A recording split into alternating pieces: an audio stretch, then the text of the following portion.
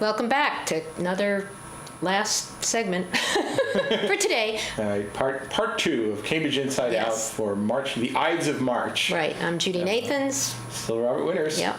Topic we were just discussing before the break was the to some surprise announcement from Rich Rossi that he would not be seeking a contract extension this year, and that he would his contract will expire on June 30th. He did say, if I didn't mention it earlier at the meeting, that he would stay on. That if the council needs him to stick around for a month or two or whatever, of course, this led to, that he would be more than willing to do what it takes. Of course, that led to a few people joking around saying, "Oh, Richie, I'm so glad you agreed to stick around till at least June of 2017." Oh, right.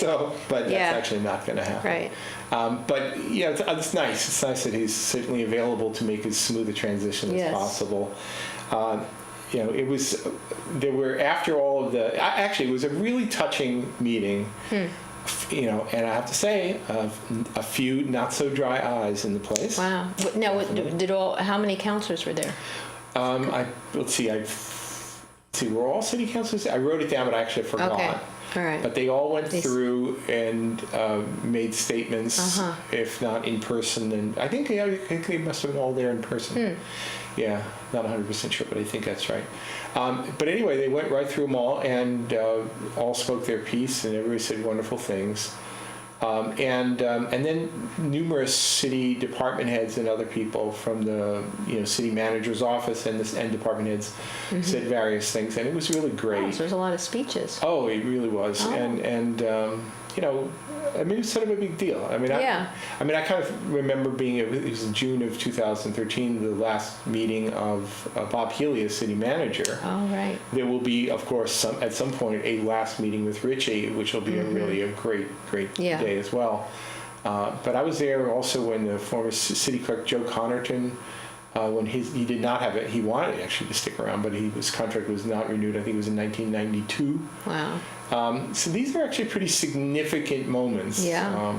And I'm kind of glad I was able to be there for many of them. Now, once the various city department heads spoke their piece, there was a moment for public comment. Oh. And how many people were there from the public? There were, as I say, there were some people who were there who were pretty clearly there. They were going to just protest and speak ill of Richie. But there's one person, I'm not going to name the names here, but one person who actually got up to the mic and said, "Well, maybe you thought I was going to do something else, but I'm here to speak very, very well of Richie Rossi." And she did, and it was great. Nice. There was, I think there was one kind of perennial city council candidate who got up to the microphone, and I think a lot of people were like, "Oh no, he's going to go up to the mic and he's going to just say something horrible," because he did it at Bob Healy's last meeting. Really? He just decided to take advantage of that day too. All right, his name is James Williams. Yeah, I knew he was talking about and decided to take advantage when Bob Healy's entire family was there, all of his sons. But was it different now? So Williamson got up, he said, and he was sort of at best neutral. Didn't rail on, so I was grateful for that. But I was worried he would, so I made the little high sign to the mayor saying, "I'd like to speak." So then I was the next person up, and I said, basically, I forget exactly the words I said, but I think I did something where I pointed at the microphone. I said, "I think people who consider themselves activists and advocates need to understand that if you really want to get something done in this city," and I pointed at the microphone and said, "This is not the way to do it." Oh boy! You don't come up to public comment and just make a speech and get things done. What you do is you get to know good people working within the city government who really are working on getting these things done. Yeah, right. And I said, and for those of us who were involved in getting a recycling program started a long time ago, back in 89. I can't take credit for that. You started it. Well, I didn't start it personally, but I was one of a pretty small group of people who did. But the thing is for us, and I very, very much emphasize it, the people who are our inside people in city government at the time were, and I pointed at them, I said, Lisa Peterson and Richie Rossi. Because they were on the inside, they had the power to change things, or at least the responsibility. Lisa served sort of as like a she was in the coordinator. DPW, right? Well, no, this is before that. She worked within the city manager's office. Oh, okay. And she was really the person you went to. I didn't know that. And then ultimately it was Richie was the person who sort of got things done. Bob Healy was supportive, but Bob was never the guy you sort of chatted and had a. No, you had to know who his lieutenants were, or whatever that expression is. Yeah. Right. So they were the people. So I just expressed my gratitude. And to be perfectly honest, back then, just the fact that we worked cooperatively with Bob Healy, Richie Rossi, Lisa Peterson is the reason why. So I get a lot of criticism. People think I'm sort of part of the machine, Right, But, you have to know how to work with the machine. I worked with these people back then, and that bred in me a sense of loyalty to them. And, so you want to criticize me for that, fine. But these people got the job done, and I was grateful to them then, and I remained grateful to them.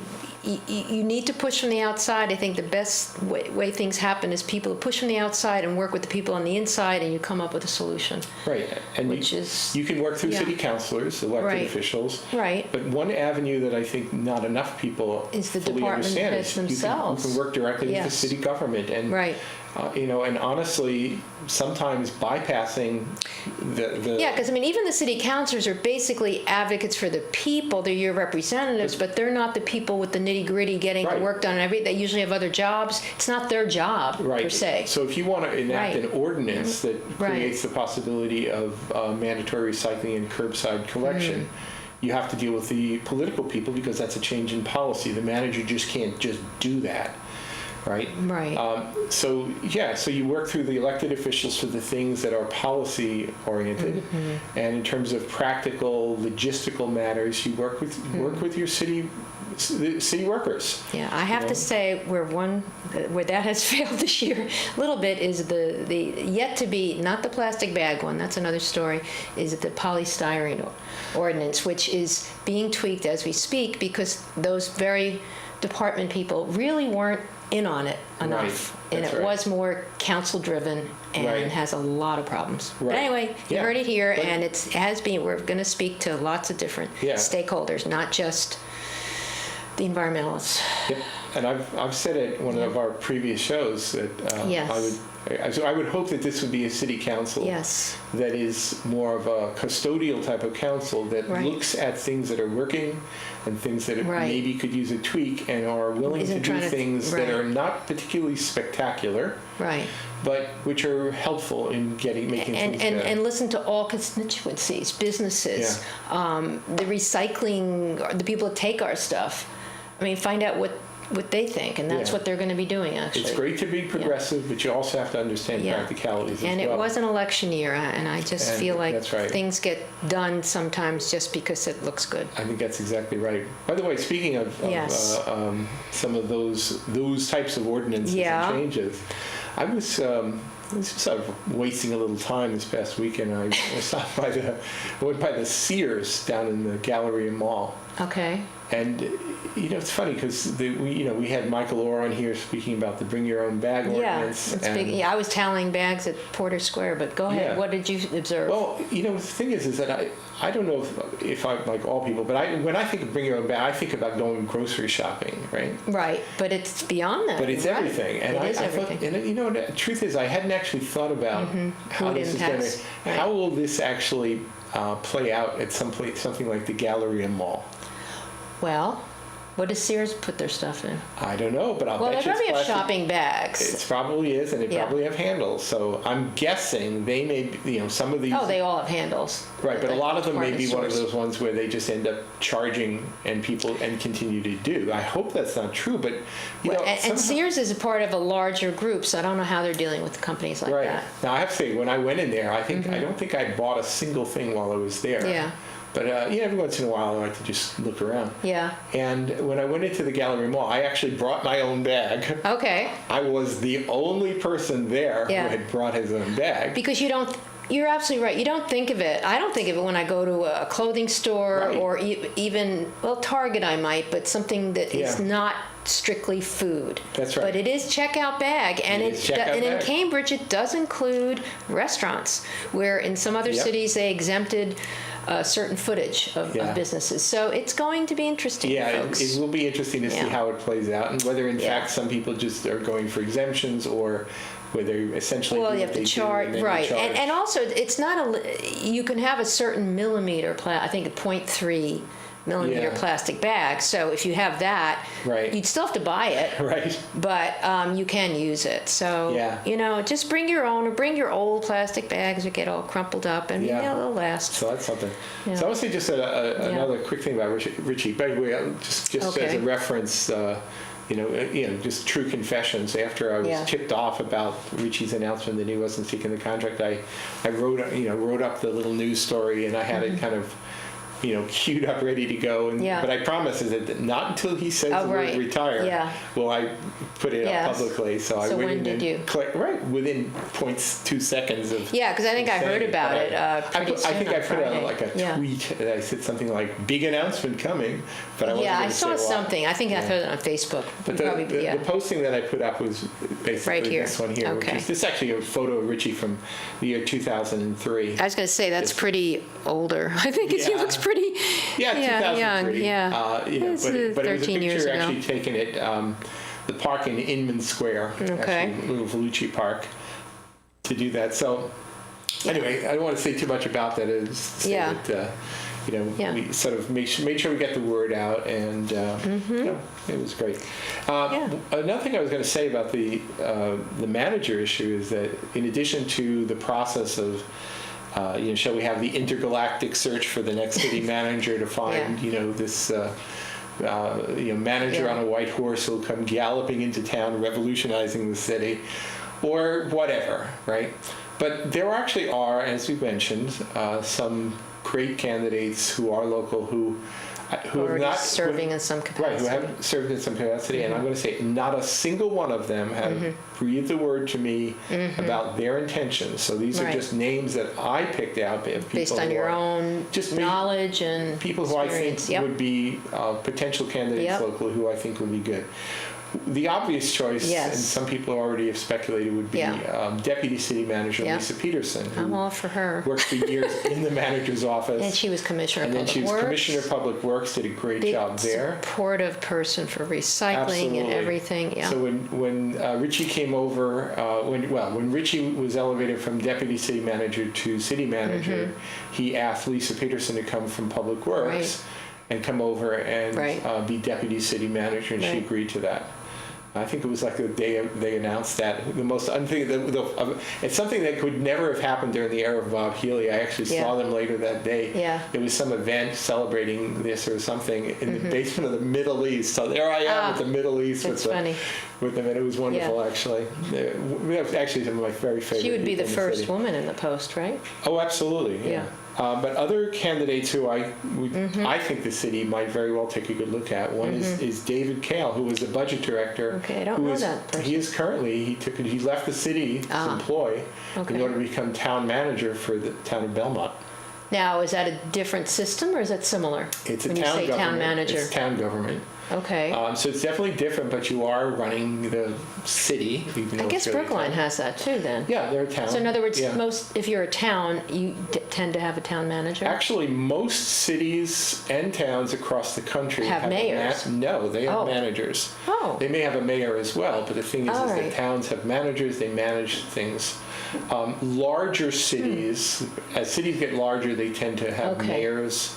All right, I didn't know. So like Newton, is that a town or a city? That is a city of Newton, and there is a mayor. There is definitely a mayor, City Warren, and there's is there a town manager? I think so. Yeah, I'm not sure about that. Pretty sure. All right, interesting. But this oftentimes there's some friction between them. So I would personally, and again, this is not. Let me emphasize this. I haven't talked to any of these people. This is all speculation. Opinion. It's actually just people who I consider to be candidates who would be just naturals for it. Another person who I know once sought out a job for a town manager in Framingham some years ago, who moved from the city's finance department, he was the city treasurer, and then worked for the school department, is Jimmy Maloney. Yes. Now, I haven't asked Jim about this, but, Jim's sort of person who at least sometime in the past expressed some interest in being a manager of a city, but it was in Framingham, or town, in Framingham. So I put him on my list. A few other people who I put on my list, and who are department heads, right, who I think would be naturals at it, but I have no sense of whether they would be interested. Right. But I'm putting them on my list. Okay. One is Ellen Seminoff, who runs the Human Services Programs, Department of Human Services Programs, who's masterful. I have no idea if she has any interest in doing anything other than doing the great job she's doing in that department. Another person is Owen O'Riordan. Are you going to grab from DPW again? Well, I got to say, Owen, you're not going to like that every 3 years. I don't want to upend public works, believe me, and I have no idea. They're going through too many changes now, too. True, but the thing is, Owen he's a people person. He's a real natural. Gets along with people really, really well. So if he had any interest, I'm sure people would certainly at least entertain the possibility. Okay. And the other person is former city councilor and current clerk of courts in Middlesex County, Michael Sullivan. And is also again, born and raised. I haven't spoken to Michael about this, but I do know that back when Bob Healy was considering retiring, Michael at least considered the possibility of coming back and working as a manager for Cambridge. So, again, haven't talked to any of these folks, and I hope they don't get angry that I'm mentioning their names here. But well, I mean, I personally feel like these are true and tested, and people that I think some of them actually live in Cambridge, and it would be great to start there. I think it's a good place to start. I don't think we need a search across the world. I think part of the reason why a search takes place is it's the process of deciding what qualities you really want in a city manager. Okay. Even if, as often the case is, you end up after the wide net, you still come back to the coming close. Yeah. There's other reasons. I think actually Bob Healy pointed this out, which is that if somebody's actually already a professional and is developed a certain amount of years building into their retirement, that they don't carry over from state to state. So it's harder than to get somebody. Yeah, so that's a good point. So there's a greater likelihood of getting a candidate interested who's working elsewhere within Massachusetts because that does carry over because it's a state. System. Interesting. Exactly. So these are things that I think people need to at least understand as they get into it. But, one of the big mistakes I think they made when Bob Healy announced his retirement is the city councilor. So all right. Am I preaching now? I'm preaching. Okay. The city councilors made what I thought was a fundamental error when they started into that process of discussing the successor to Bob Healy. Namely, they said rather than just focus on the task of finding a manager, they said, well, this opportunity hasn't arisen in over 3 decades. We really have to talk about the entire future of the city. And, we have to set goals. We have to do everything. Now, it's true. The city councilors should be setting goals, and they should be thinking about long-term plans. But they should be doing that all the time anyway. Yeah. When they conflated these two, and they said, all right, we have to hire a manager and we have to decide what the future of Cambridge is going to be. What did they mean? Like we should be a strong mayor? Or? Well, I'm not talking about charter change, but just sort of like somehow drafting the great grand plan that they would then present to candidates. Like a mission statement. So that any potential candidate for city manager would then be fully informed of this grand vision that we came up with. I see. Well, the old phrase, biting off more than you can chew. And I said this in public comment then. I said, you really need to separate these two processes out. If you want to have a separate process where you come up with the grand, great vision, which of course the city is also doing with their envision Cambridge. Isn't that what that is now?